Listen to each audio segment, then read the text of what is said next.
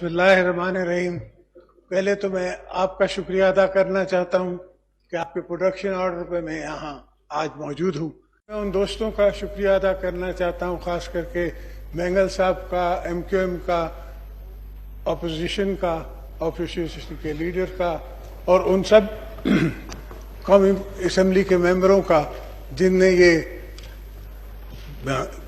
کوشش کی میرے لیے اور میرے پروڈکشن کے لیے۔ اب میں آ جاتا ہوں سر بجٹ پہ۔ آپ کا جو بجٹ ہے، جو سرکار کا میں اخباروں میں دیکھتا رہا ہوں، اس میں کوئی صداقت نہیں کہ کسی طرف سے بھی یہ کوئی بجٹ آپ کے فائنانس ڈپارٹمنٹ نے بنایا ہو۔ فار انسٹنس میں آپ کو ایک مثال دیتا ہوں۔ ایک ماکڑ آئی ہوئی ہے سانگڑ میں، اور سانگڑ کے اوپر خیرپور میں، جس کو ماکڑ کا نہیں پتا، اس کو ٹڈی کا پتا ہے پنجاب میں اور دوسری جگہوں میں، اور اس کا کوئی ہمارے پاس جواب نہیں ہے۔ ابھی تک تو سعودی عربیہ سے، دوسرے ملکوں سے کوئی امداد آ جاتی، کوئی ان کی مشینیں آ جاتی جو اس کو روکتی۔ یہ کاٹن کے لیے بہت ہی ڈینجرس ہے۔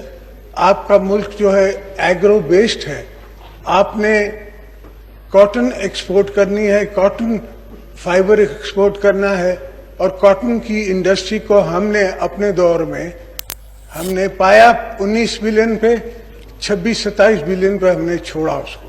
اس کے بعد اس کو اور اوپر ہونا چاہیے تھا۔ بہرحال جو بھی وجہ تھی جس کی وجہ سے یہ نہ ہو سکی، وہ ملک کے لیے بڑا نقصان دہ ہے۔ اور آج بھی میں سمجھتا ہوں کہ 3-4 پرائرٹی پوزیشنز ہیں، 3-4 پرائرٹی سبجیکٹس ہیں جس پہ اپوزیشن اور حکومت ہم ساتھ بیٹھ جاتے ہیں۔ ہمیں کوئی ایشو نہیں اس بات کا، اس میں ہمیں کوئی اختلاف نہیں ہے، اور ساتھ بیٹھ کے ایک پالیسی، اکنامک پالیسی پہ ہم بات کر لیتے ہیں۔ اکنامک پالیسی پہ ہم آگے چلنے کی بات کر لیتے ہیں، اور اس کو اکنامک ہمیشہ کے لیے اونرشپ دیتے ہیں، تاکہ یہ اونرشپ رہے۔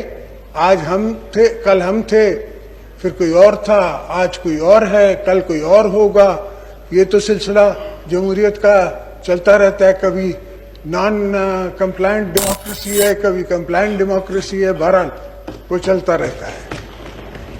تو میں یہ جانتا ہوں، یہ سمجھتا ہوں کہ پاکستان ہے تو ہم سب ہیں، اگر پاکستان نہیں ہے تو کوئی کچھ نہیں ہے۔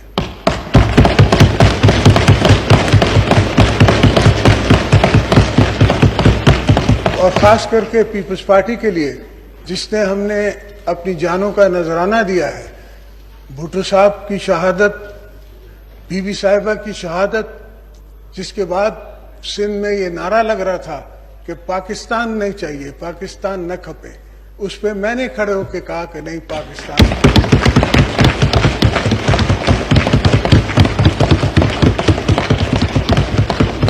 حالانکہ تب بھی میں نے 13 سال کی عقوبتیں صحیح تھیں جیلوں میں، مگر اس سے کوئی فرق نہیں پڑتا۔ انسان انڈیویجول ہے، انڈیویجول کی کوئی کیپیسٹی نہیں ہے۔ چیز تو ملک ہے، اگر ملک ہے تو سب ہے، اگر ملک نہیں تو کچھ نہیں۔ اور سر آ جائیے،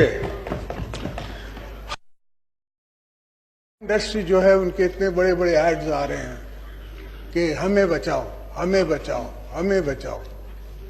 تو یہ کیا ماجرا ہے کہ اگر اتنا اچھا بجٹ ہے، اتنا ایکسپیکٹڈ بجٹ ہے، اتنے اس میں IMF کے جو ہمیں پیسے مل رہے ہیں، تو کیوں لوگ رو رہے ہیں؟ کیوں انڈسٹریاں رو رہی ہیں؟ کیوں غریب رو رہا ہے؟ کیا بات ہے؟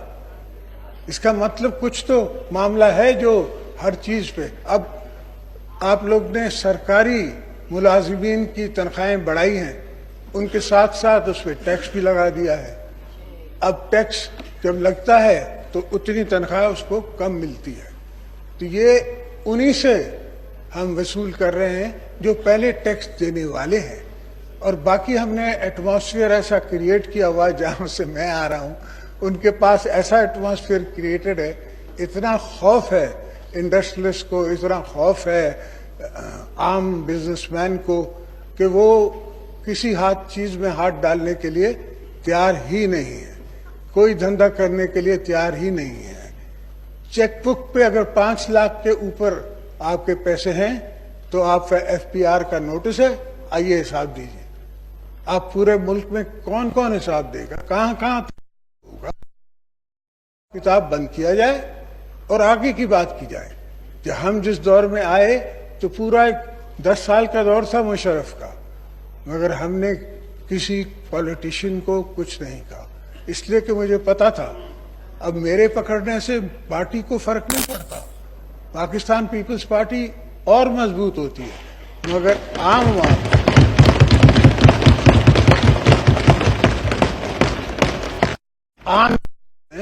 वो खौफजदा है कि जी रजाई साहब पकड़े जा सकते हैं तो फिर हमारा क्या बनेगा। ये सोचने की बात है, समझने की बात है।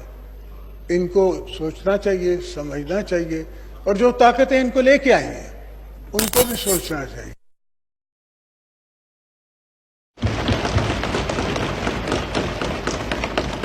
कि अगर ऐसा ना, खुदा न खास्ता ऐसा ना हो कि कल एक पूरी अवाम खड़ी हो जाए, पूरा मुल्क खड़ा हो जाए, और फिर ना हम संभाल सकेंगे, ना पॉलिटिकल पार्टी संभाल सकेगी, ना कोई और संभाल सकेगा।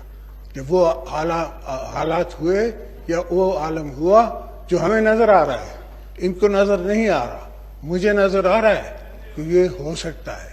ऐसा हो सकता है कि कल को पॉलिटिकल पार्टीज के हाथ से भी ये बॉल निकल जाए, पॉलिटिकल फोर्सेस से भी ये गेम निकल जाए, और फिर आप देख रहे हैं कि दुनिया में क्या नहीं हुआ है। आज असेंबली में आके पुरानी यादें ताज़ा हो रही हैं। मैं पहले भी जेल से आता रहा हूँ असेंबली में, तो ये हमारे लिए नई बात नहीं है, मगर अल्हम्दुलिल्लाह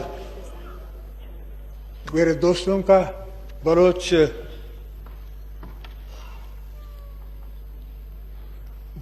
बलोचिस्तान के दोस्तों का, भूतानी साहब का, मंगसी साहब का, शहजान बुख्ती का, इन सब का मुझ पे एहसान भी होगा और मैं याद भी रखूंगा।